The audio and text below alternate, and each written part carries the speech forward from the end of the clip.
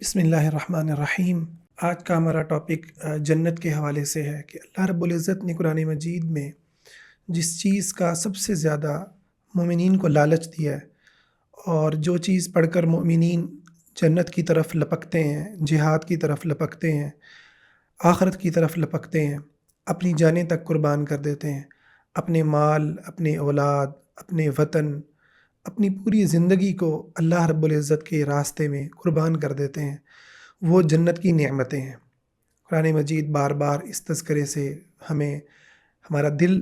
کو کھینچتا ہے اپنی طرف۔ اللہ نے تمہارے لیے کیسی جنت تیار کر رکھی ہے اور اس کے اندر کیا خوبصورت نعمتیں ہیں، اور یہ وہ چیز ہے جس کو پڑھ کر کے آج تک امت اللہ رب العزت کے لیے اپنا سب کچھ قربان کرتی رہی اور آج بھی کر رہی ہے۔ یہی وہ چیز ہے جس کو کافر دیکھ کر حیرت زدہ ہو جاتے ہیں کہ یہ مسلمان آخر کیا وہ چیز ہے جس کی خاطر اپنی زندگی کو، اپنی جوانی کو، سب کچھ کو تاراج کر دیتے ہیں، قربان کر دیتے ہیں۔ آپ غزہ کے مسلمانوں کو ہی دیکھ لیجئے کہ کس طریقے سے روز ان کے لاشیں اٹھتے ہیں، ان کے والدین، ان کے بچے، بہن بھائی، پورے پورے گھر، خاندان، ان کے مکانات، ان کی تجارتیں، بازار، ان کا وطن، سب کچھ لمحوں میں تباہ ہو جاتا ہے، اور ان کے منہ سے ایک ہی لفظ نکلتا ہے، حسبنا اللہ و نعم الوکیل، نعم المولا و نعم النصیر، انا للہ و انا الیہ راجعون۔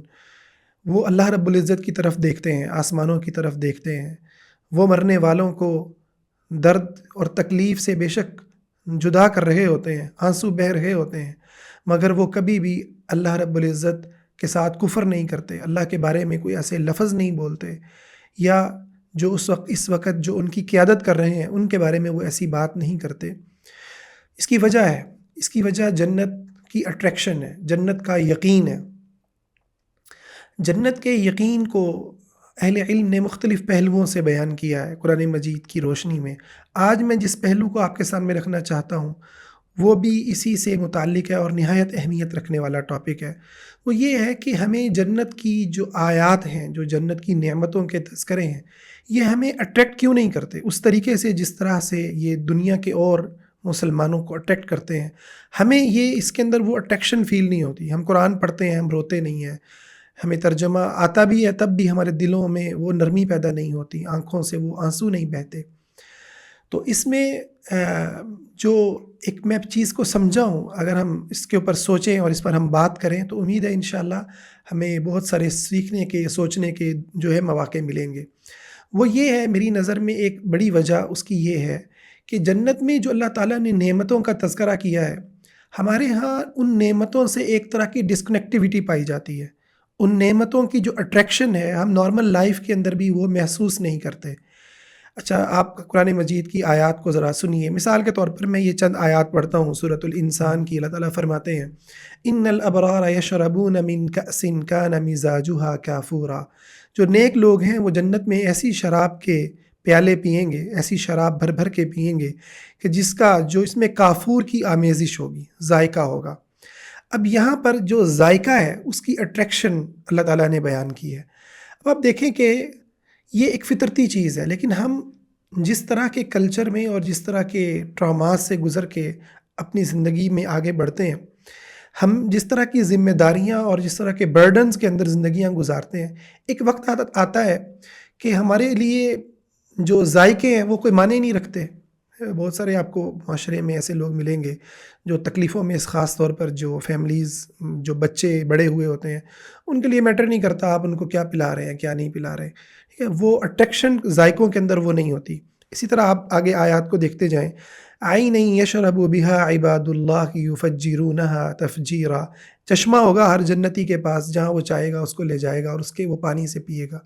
ٹھیک ہے؟ تو جو چشموں کی جو چاہت ہے، ٹھیک ہے، یعنی یہ ایک فطرت کے اندر اللہ تعالیٰ نے رکھی ہے، لیکن ہم دیکھیں کہ ہم جن تکالیف سے، جس غربت سے، جس پیسے کے ساتھ ڈسکنیکٹیوٹی سے ہم جن چیزوں سے گزرتے ہیں، چشمہ ہمارے لیے کتنا اٹریکشن رکھتا ہے۔ ہم چشمے کا سن کر ہمارے دل میں کتنے جو ہے وہ گھنٹیاں بجتی ہیں خوشی کی، یہ ہمیں محسوس کرنے کی چیز ہے۔ اسی طرح سے فرمایا اللہ تعالیٰ نے ان کے جنت کے اندر جو ان کی نعمتیں ہوں گی، اس میں فرمایا متکئین فیہا علی الارائک،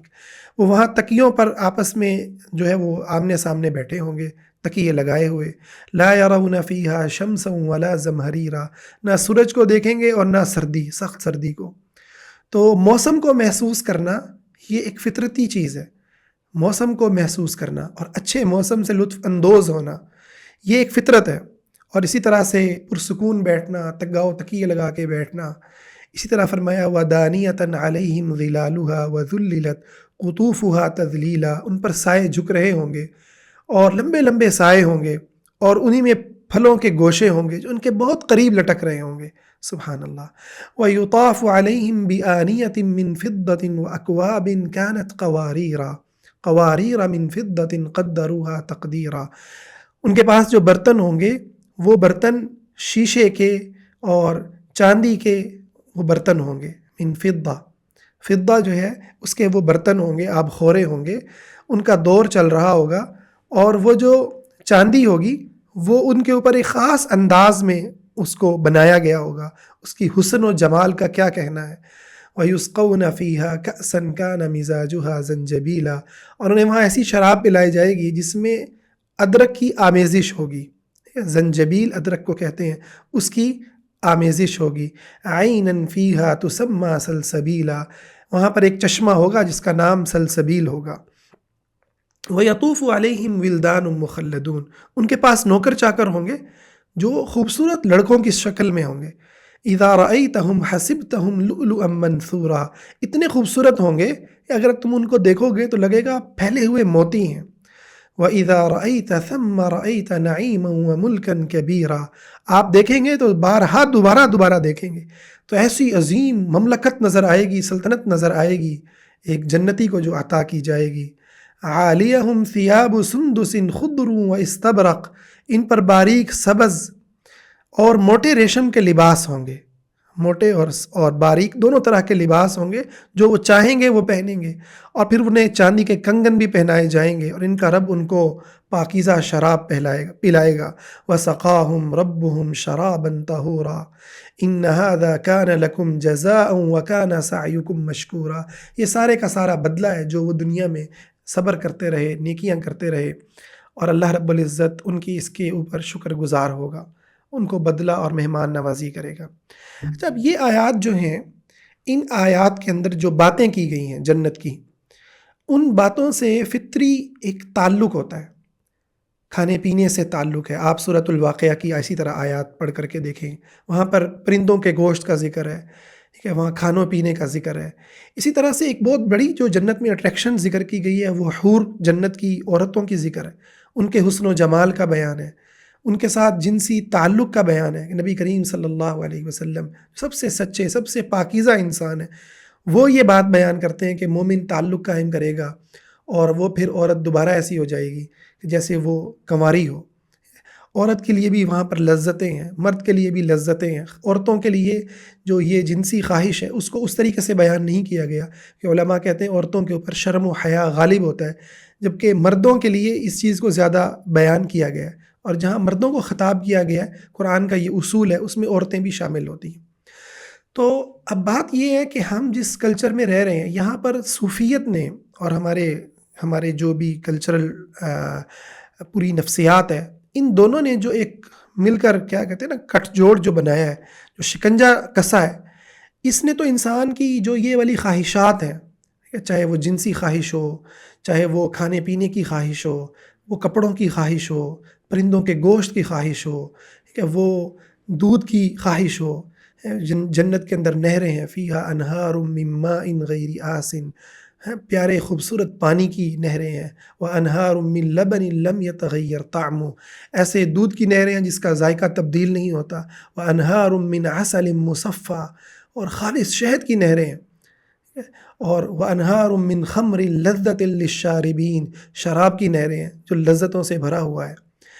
تو یہ جو ساری کی ساری چاہتے ہیں، ان سب کو ہمارے کلچر میں اور پھر صوفیت کے اس پیکج نے کہ جو علم سے دور ہے، ایک تو وہ پیکج ہے جو تزکیہ نفس کی بات کرتا ہے، وہ یقیناً حق ہے، لیکن جو ہمارے کلچر میں رہا اس نے تو یہ کہا کہ گندے کپڑے پہنو، ٹھیک ہے، جتنے آپ ننگے ہوں گے، جتنے گندے ہوں گے، جتنے ذلیل ہوں گے، جتنے فقیر ہوں گے، جتنے گھٹیا ہوں گے، اتنی بڑی آپ کو ولایت. یعنی ہمارے یہاں صوفیاء کا جب بھی تصور آئے گا نا نیک انسان کا، تو وہ گاڑی میں بیٹھا ہوا، ٹھیک ہے،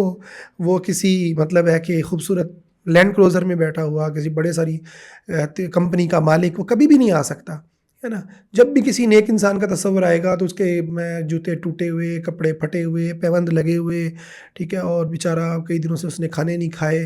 ٹھیک ہے. اور سیرت سے بھی ہم وہی واقعات اور نبی کریم صلی اللہ علیہ وسلم کی زندگی کے وہی چیزیں سامنے لے کر کے آتے ہیں، جو چیزیں جن کے اندر جو ہے غربت کا ذکر ہے، غربت کا تذکرہ ہے.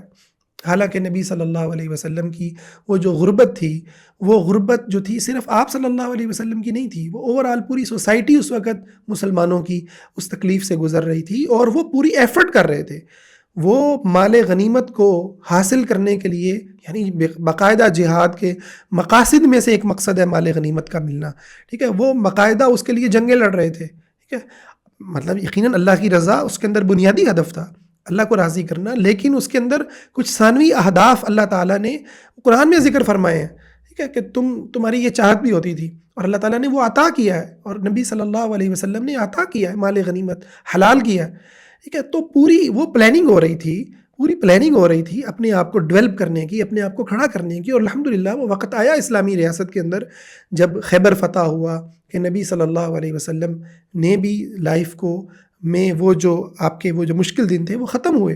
اور ایک اس کے اندر بہتر دن آپ نے دیکھے. اور پھر حضرت عمر کے زمانے میں اور بعد کے زمانوں میں تو وہ وقت آیا کہ مسلمانوں میں کوئی زکوٰۃ لینے والا نہیں ہوتا تھا. عمر بن عبدالعزیز رحمہ اللہ کے زمانے میں مسلمانوں نے وہ عروج دیکھا. کہاں یہ تصور اور کہاں یہ سوچ جو آپ کو اس دنیا کو لعنت قرار دیتی ہے، پھر اس دنیا کو لعنت قرار دینے کے ساتھ ہی سیاست وہ تو گند کا ڈھیر ہے، ٹھیک ہے. حالانکہ انبیاء علیہم السلام، نبی کریم صلی اللہ علیہ وسلم نے فرمایا کہ بنی اسرائیل کے انبیاء سیاست کیا کرتے تھے، ٹھیک ہے. تو سیاست انبیاء کا فریضہ تھا، اور نظام چلانا اللہ تعالیٰ نے ایک مسلمان کو زمین کے اندر جو منصب عطا فرمایا، انی جاعل فی الارض خلیفہ، یہ جو اللہ کا حکم کو نافذ کرتا ہے، قائم کرتا ہے. ہمارے ہاں صوفیت نے، مدخلیت نے اور بہت ساری شکلیں ہیں اس پوری مذہبی کنسیپٹ کی، جس نے یہ سارا کا سارا کرپٹ کیا. صرف یہ نہیں کہ انسانی خواہشات کو مارا، آپ دیکھیں یہ کہاں تک بات گئی ہے. سید مودودی نے وہ جو پوری مطلب ہے انڈیا کے اندر جو انہوں نے پوری جنگ لڑی ہے، بیسیکلی وہ یہی تھی کہ ایک طبقہ جو ہے وہ یہ کہہ رہا ہے کہ یار ہندوؤں کے ساتھ ہی اب ہم چل سکتے ہیں، کانگریس میں جا کے بیٹھ جائیں، ٹھیک ہے. اور دوسرا طبقہ یہ کہہ رہا ہے کہ یار نہیں، مسلمانوں کی کوئی جو ہے نا وہ مسلم قومیت کی کوئی بس ایک جو ہے نا وہ حکومت قائم ہو جائے. رہا اسلام کا غلبہ، اللہ کے دین کا غلبہ، تو وہ تو مطلب ہے چند لوگوں کے نصیب کے اندر آیا. تو سید مودودی نے اس ٹائم پر جو مضامین لکھے اگر آپ وہ پڑھیں تو آپ کو سمجھ میں آتا ہے کہ اس وقت بھی علماء کی یہی حالت تھی. موسٹلی جو لوگ تھے وہ ریلیٹ ہی نہیں کر پا رہے تھے کہ جو دین ہے، جو اللہ تعالیٰ کی بندگی ہے، اس کا حکومت سے کیا لینا دینا، اس کا نظام سے کیا لینا دینا، اس کا سسٹم سے کیا لینا دینا. تو الغرض یہ جو پورا عمل یہاں پر کھڑا ہوا ہے، اس نے ہمارے اس پورے سیٹ اپ کو، پوری نفسیات کو، پوری مینٹلٹی کو جو ہے نا کرپٹ کیا ہے. نتیجہ کیا نکلا ہے؟ اب ہم ایک ایسی دنیا میں جیتے ہیں، ایسے ہم ٹراماز سے بچپن سے گزرتے ہیں کہ پیسے سے ہمیں نفرت ہوتی ہے نا. کسی کے پاس پیسے ہوں تو ہم بجائے اس کے یہ تمنا دل میں ہے کہ یا اللہ تو ہمیں بھی یہ خیر عطا فرما، ہم تیرے راستے میں خرچ کریں گے، ہم اپنی جان پر خرچ کریں گے، اپنے اہل و عیال پر خرچ کریں گے، کیونکہ صدقہ ہے، نیکی ہے. اپنے آپ پہ خرچ کرنا، اپنی بیوی کے منہ میں لقمہ ڈالنا، اپنے بچوں کے لقمہ ڈالنا، ان کو وراثت کے اندر کوئی مال چھوڑ کے جانا. اللہ قرآن میں کہتا ہے کہ تم ان کو بالکل فقیر چھوڑ کے نہ جاؤ، ٹھیک ہے. ان کے لیے تمہارے پاس اگر ہے تو وراثت میں چھوڑ کر جاؤ، ٹھیک ہے. اور تو اللہ تعالیٰ ایک قوی مومن کو پسند کرتا ہے. المؤمن القوی خیر من مؤمن الضعیف. اللہ تعالیٰ تجارت کے اوپر جو ہے وہ ابھارتا ہے، ٹھیک ہے. مسلمان کو تجارت کے لیے باقاعدہ ترغیب دی گئی ہے، مانگنے کی مینٹیلٹی سے نکالا گیا ہے، فقیری کی مینٹیلٹی سے نکالا گیا ہے، ٹھیک ہے نا. جب آپ تجارت نہیں کرتے، جب آپ مال نہیں تو فقیر ہی ہوں گے نا. پھر جہاد، اللہ تعالیٰ نے دیکھیں جہاد کا جو عمل ہے اس کا آغاز ہی مال کے ساتھ کیا ہے، وَجَاهِدُوا فِي سَبِيلِ اللَّهِ بِأَمْوَالِكُمْ وَأَنفُسِكُمْ، یعنی مال پہلے ذکر کیا، انفس کو، جان کو بعد میں ذکر کیا، کیونکہ جہاد میں مال پہلے خرچ ہوتا ہے۔ اسلامی نظام کا قیام، ٹیکنالوجی کے اندر آگے بڑھنا، مسلمانوں کے اندر خوشحالی کا لے کر کے آنا، تعلیم و تربیت کا پیدا کرنا، زمین کی آباد کاری، یہ تمام کام جو ہے وہ پیسے سے جڑے ہوئے ہیں۔ ٹھیک ہے، خوشیوں کا تعلق جو ہے وہ ایک بڑی حد تک اسباب کے ساتھ جوڑا گیا ہے۔ ہمارے ہاں اس چیز کو اتنا زیادہ برا قرار دیا گیا، حالانکہ اللہ تعالیٰ نے قرآن مجید میں جہاں پر دنیا کے مال کو فتنہ کہا ہے، تو وہ فتنہ عربی کے اندر ایک بالکل الگ مینٹیلٹی کو بیان کرتا ہے۔ ٹھیک ہے، فتنہ وہاں امتحان کے معنوں میں ہے، یہ تمہارا امتحان ہے۔ یہاں پر فتنہ ایک بالکل یعنی ایک نیگیٹو معنوں میں یوز ہوتا ہے۔ فتنے کا مطلب ہے کہ یہ بہت بری چیز ہے، شر کی چیز ہے، اس کو چھوڑ دو، اس سے بھاگ جاؤ۔ فتنے سے تو بھاگنا ہوتا ہے، حالانکہ قرآنی اصطلاح کے اندر فتنے کا معنی ہرگز یہ نہیں ہے۔ فتنہ تو آپ کے بچوں کو بھی کہا گیا ہے، ٹھیک ہے، تو پھر کیا بچوں سے بھی بچے ہی پیدا نہ کریں؟ فتنہ تو عورت کو بھی کہا گیا، پھر شادی بھی نہ کریں۔ بھائی یہی تو اصل کے اندر کانسیپٹس کے کرپشن کا ایشو ہے، کہ یہ اتنی بڑی کرپشن ہوئی ہے ہمارے ساتھ۔ ٹھیک ہے، ہندو کلچر نے اور یہاں کی تہذیب نے اور صوفیت نے مل کر اتنی کرپٹ ہماری نفسیات کو کیا ہے کہ ہم قرآن کی اصطلاحات کے بھی ہم نے وہ والے معنی پہنا دی ہیں جو بر صغیر کی مطلب ہے اس کے اندر چل رہے تھے۔ اب نتیجہ یہ نکلتا ہے کہ پھلوں کو دیکھ کر کوئی خاص خواہش نہیں ہوتی۔ آپ دیکھ لیں کتنے ایسے لوگ ہیں، کتنی ایسی ہم میرے شاید سننے والوں میں سے کتنے سارے ایسے ہوں گے جو ریلیٹ کر پا رہے ہوں گے۔ ٹھیک ہے، وہ اس طرح سے بچپن میں ان چیزوں سے جھڑکا گیا، ٹھیک ہے، چائلڈ ہوڈ جو ٹراماز ہیں وہ اس طرح کے ہوئے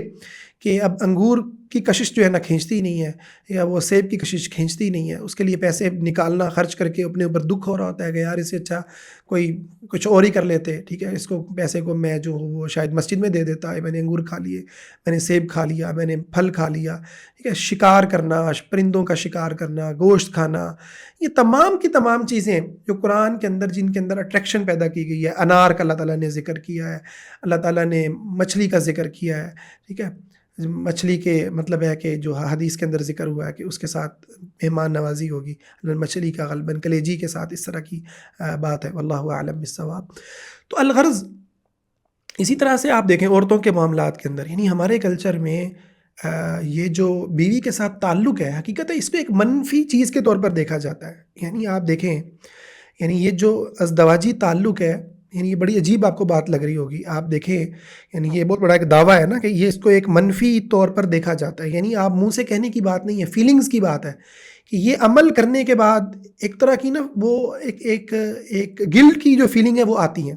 اسی لیے ہمارے ہاں جو ازدواجی تعلق ہے وہ اسلامی سسٹم سے بالکل ہٹ کر ہے۔ اسلام کے اندر کیا ہے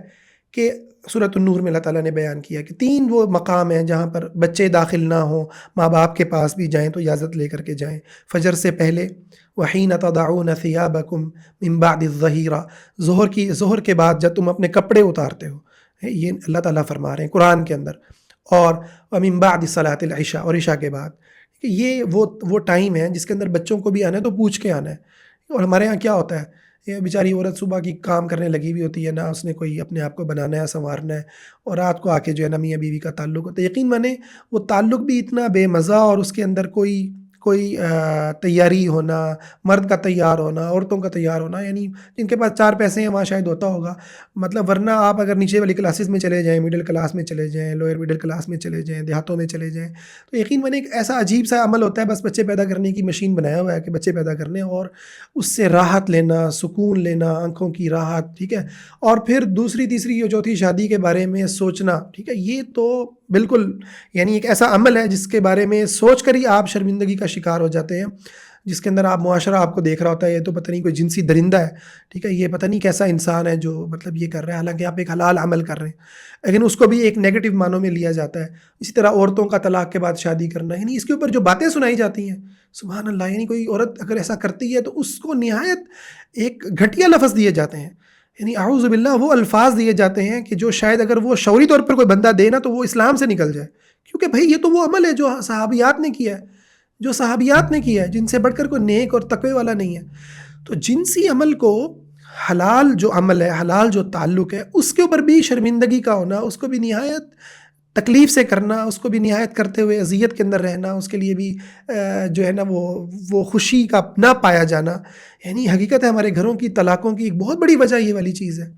گھروں کے ٹوٹنے کی ایک بہت بڑی وجہ یہ چیز ہے، گھروں کے نفسیاتی امراض کی یہ بہت بڑی ایک چیز ہے کہ ہم یہ والی راحت نہیں لے رہے ہوتے، بیٹھ کے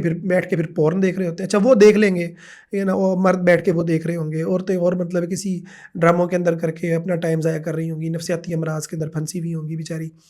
حرام میں چلے جائیں گے، ٹھیک ہے، کیونکہ وہ حرام ہے، حرام سمجھ کے ہم چیزیں کر لیں گے، لیکن حلال سمجھ کے اس سے انجوائے کرنا، اس سے ریلیکس ہو کے اس کام کے اندر مگن ہونا، یہ ہمارے لیے پاسبل نہیں ہے، کیونکہ ہمارا نفس مارا گیا، ہمارے نفس کا قتل کیا گیا، ٹھیک ہے، ہمارے پیچھے ہمارے چائلڈہڈ ٹراماز ہیں جو ہمیں کھڑا ہونے ہی نہیں دیتے، جو ہماری ان چاہتوں کو قتل کر چکے ہیں۔ جب بچہ آپ سے پیسے مانگتا ہے، جب آپ سے کسی چیز کا اظہار کرتا ہے، تو باپ یہ سیکھتا ہی نہیں ہے، ماں یہ سیکھتی ہی نہیں ہے کہ اس بچے کے ساتھ کیسے ڈیل کرنا ہے، ٹھیک ہے نا، اس کو اگر پیسے نہیں ہیں تو اس کو بتانا ہے کہ بیٹا پیسے نہیں ہیں، نہ کہ پیسے کو گالی دینا ہے، ٹھیک ہے، نہ کہ یہ کہنا ہے کہ یہ تو فضول لوگ خریدتے ہیں، ٹھیک ہے نا، یہ تو حرام کھانے والے یہ والی چیزیں کھاتے ہیں، ٹھیک ہے، یا یہ والے کپڑے پہنتے ہیں، یا ان گاڑیوں میں بیٹھتے ہیں۔ بھائی آپ بچے کو یہ سکھائیں کہ آپ اللہ سے مانگو بیٹا، اللہ سے مانگو، خود بھی دعا کریں، اور اللہ پر یہ یقین رکھنا کہ لئن شکرتم لازیدنکم، شکر کریں گے تو اللہ مزید عطا فرمائے گا۔ یہ دعا پڑھتے ہوئے پتہ نہیں ہم لوگ کیا سوچتے ہیں، ربنا آتنا فی الدنیا حسنہ وفی الآخرۃ حسنہ وقنا عذاب النار۔ یقین میں عمرے پر جب گیا تو میں یہ جب بھی دعا پڑھتا تو میرے ذہن میں اللہ تعالیٰ کی طرف سے بڑی میں دعائیں کرتا، یا اللہ مجھے کوئی ایسی مسجد بھی دے جہاں پر میں تراویح پڑھاؤں، جہاں میں امامت کرواؤں، کیونکہ ہم جہاں جس مسجد میں جاتے ہیں وہاں سے لوگ اٹھا کے باہر نکال دیتے ہیں، چلو جی آپ مولوی صاحب آپ تو بات ایسی کر رہے ہیں جو ہمارے مسلک کو، ہمارے فلاں طبقے کو جو ہے نا وہ قبول نہیں ہے۔ تو میں نے بڑی دعائیں کی، میں نے اللہ سے گاڑی بھی مانگی، میں نے اللہ سے حرم کے اندر یعنی ٹھیک ہے میں نے اللہ تعالیٰ سے بڑی چیزیں مانگی، لیکن یقین میں نے آپ یہی باتیں کسی کو بتائیں، وہ کہا یار تم حرم میں جا کے بھی اللہ سے دنیا ہی مانگتے رہے ہو۔ او بھائی اللہ تعالیٰ نے تو کہا ہے کہ دنیا کی بھلائی اللہ سے مانگو، دنیا کی عافیت بھی اللہ سے مانگو، تو دنیا کی عافیت کیوں نہیں مانگنی؟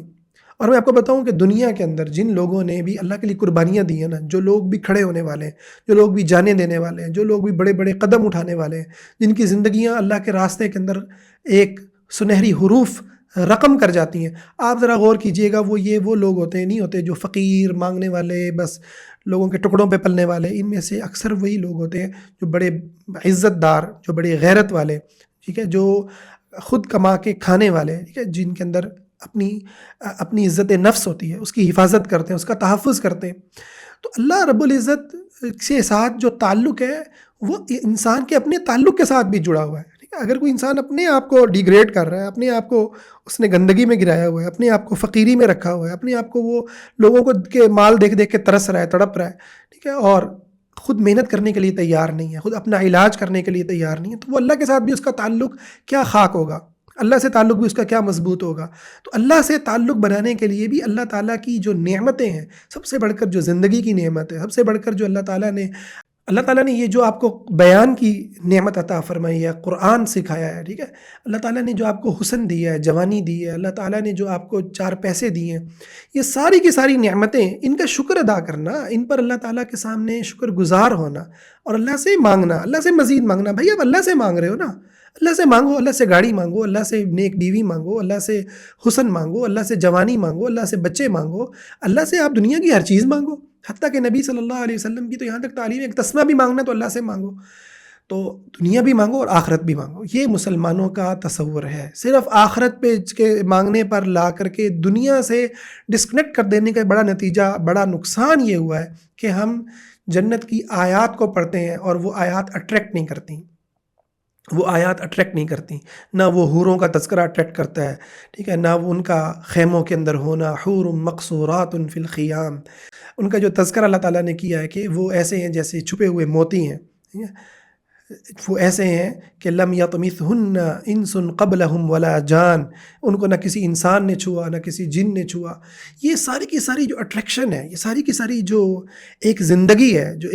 ایک زندہ انسان کے اندر ہونی چاہیے، ٹھیک ہے، وہ انسان آج مر چکا ہے، اس انسان کو زندہ کرنے کی ضرورت ہے، اور اس کے لیے ہمیں اپنے اوپر کام کرنے کی ضرورت ہے، ہمیں اپنے ٹراماز کو ہیل کرنے کی ضرورت ہے، ہمیں اللہ تعالیٰ کی نعمتوں کو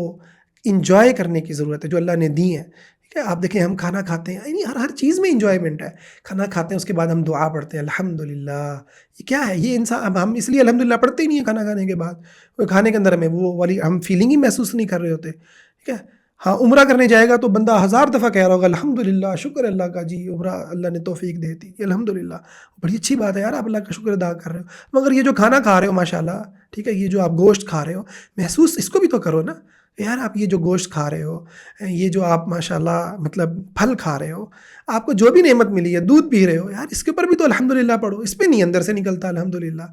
نیک بیوی آپ کو ملی ہے، خوبصورت بیوی ملی ہے، اس کو سجانا سنوارنے پر آپ کے اندر سے کبھی الحمدللہ والی فیلنگ نہیں آتی۔ میری شادی ہوئی، میں اپنی شادی کے بعد میں سعودیہ سے آیا تھا، مجھے آج بھی یاد ہے کہ میں اپنے ایک دوست کے پاس جو کپڑوں کا کام کرتے تھے، میں کہا یار مجھے نائٹی ڈریس تو دو اپنی بیوی کے لیے، بھائی میں نے اس کو پہنانا ہے، مجھے مطلب ہے پسند ہے، تاکہ میں اس کو اچھی خوبصورت سے خوبصورت حالت کے اندر دیکھوں۔ اور یقین مانے اس نے میرے ساتھ اس انداز میں ڈیل کیا، یار تم مولوی لوگ ہو کے تم مطلب ہے نائٹ ڈریس جو ہے نا وہ تلاش کر رہے ہو، یار یہ تو مولوی کبھی ایسا کر ہی نہیں سکتا، تمہارے اندر شرم نہیں ہے، حیا نہیں ہے۔ میں حیران ہو گیا کہ یار مطلب تم فلمیں دیکھ لو گے، گند دنیا کا دیکھ لو گے، ٹھیک ہے، وہ صحیح ہے، اپنی بیوی کو اگر تم مطلب ہے خوبصورت لباس کے اندر تم دیکھ لیتے ہو، جس کے اندر اللہ نے تم کو حلال کیا ہے، وہ تم لباس پہنا دیتے ہو، تو تمہیں شرم آنا شروع ہو جاتی ہے، تمہیں حیا آنا شروع ہو جاتی ہے، تمہیں گلٹ ہونا شروع ہو جاتا ہے۔ تو بھائی یہ کون سی نفسیات ہے؟ یہ ہندوازم کی وہ نفسیات ہے جس نے زندگیوں کو تباہ کر دیا، جس نے زندگیوں کو تباہ کر دیا۔ تو جنت کو اگر ہم نے اس کی یاد کو زندہ کرنا ہے تو ہمیں اپنی جو مری ہوئی حصے ہیں نا ان کو بیدار کرنا ہوگا، ان پر کام کرنا ہوگا۔ ہمیں جو اللہ تعالیٰ نے جنت کے اندر جن چیزوں کے تذکرے کیے ہیں نا، ان سے اٹریکشن کو صرف آخرت میں جا کے فیل نہیں کرنا ہے۔ یہ قرآن آخرت کے لیے نہیں آیا کہ آپ نے اس کو جنت میں جا کے پڑھنا ہے، یہ قرآن میرے بھائی یہاں کے لیے آیا ہے، آپ نے اس دنیا میں اس کو پڑھنا ہے، ٹھیک ہے۔ اور اس کے اندر پڑھ کر کے صحابہ کی وہ کیفیت ہو جاتی تھی کہ ان کو ایسا یقین ہوتا تھا کہ یہ جنت سامنے آئی ہوئی ہے، اور کھجور کھا رہے ہیں غزوہ احد کے اندر، اور وہ کھجور پھینکتے ہیں اور حملہ کرتے ہیں اور شہید ہو جاتے ہیں، جب نبی علیہ السلام کہتے ہیں کہ قوموا الی جنات ربکم، اپنے رب کی جنات کی طرف کھڑے ہو، وہ کہتے ہیں یہ تو بڑا لمبا کام ہے کھجوریں کھاؤں، وہ سامنے جنت ہے، اور جنت وہ گئی اللہ کی جنت۔ اور یہی معاملات آپ دیکھیں صحابہ کے کہ بھئی پہلی رات اس نے شادی کی گزاری ہے اور وہ شہید ہو گئے۔ تو یہ سارے کے سارے تصورات جو ہیں مرد کے لیے، عورتوں کے لیے، جوانوں کے لیے، بوڑھوں کے لیے، یہ جنت کی اٹریکشن بہت کمال اور خوبصورت آپ کو لگے گی، اور اس کے لیے کٹنا مرنا، قربانیاں دینا، اس کے لیے کھڑے ہونا، اس کے لیے حق بیان کرنا بڑا آسان ہو جائے گا اگر ہم ان کی نعمتوں کو محسوس کرنا شروع کر دیں۔ اس کے لیے ہمیں اپنے اوپر کام کرنے کی ضرورت ہے۔ اللہ سے دعا ہے اللہ رب العزت ہمارے دل میں جنت کی سچی تڑپ پیدا کر دے، اور ہمیں ان تصورات سے، جو جھوٹے تصورات ہیں، صوفیت کے جھوٹے بنائے ہوئے باتیں ہیں کہ جی جنت میں تو ہم اس لیے جائیں گے بس کہ اللہ سے ملاقات ہو اور نبی صلی اللہ علیہ وسلم سے ملاقات ہو بس، ٹھیک ہے بھائی، اگر یہی بات ہوتی تو اللہ تعالیٰ جنت کی باتیں یہ نہ کرتے، پھر پھلوں کی باتیں نہ ہوتی، پھر گوشت کی باتیں نہ ہوتی، پھر حوروں کی باتیں نہ ہوتی، پھر عورتوں اور مردوں کے لیے یہ باتیں نہ ہوتی۔ لہم ما یشاؤون، ان کے لیے وہ سب کچھ ہوگا جو وہ چاہیں گے، ٹھیک ہے، لہم فیہا لہم ما یشاؤون، ان کے لیے وہ ہوگا جو وہ چاہیں گے، ولدینا مزید، اور ہم ان کو مزید عطا فرمائیں گے۔ تو اللہ سے ہم اس دعا کے ساتھ اپنی بات کو ختم کرتے ہیں کہ اللہم ارزقنا الجنت الفردوس، اے اللہ ہمیں جنت الفردوس عطا فرما، اور ہمیں دنیا کی بھی بھلائیاں عطا فرما اور آخرت کی بھی بھلائیاں عطا فرما۔ ربنا آتنا فی الدنیا حسنہ وفی الآخرۃ حسنۃ وقنا عذاب النار، آمین یا رب العالمین۔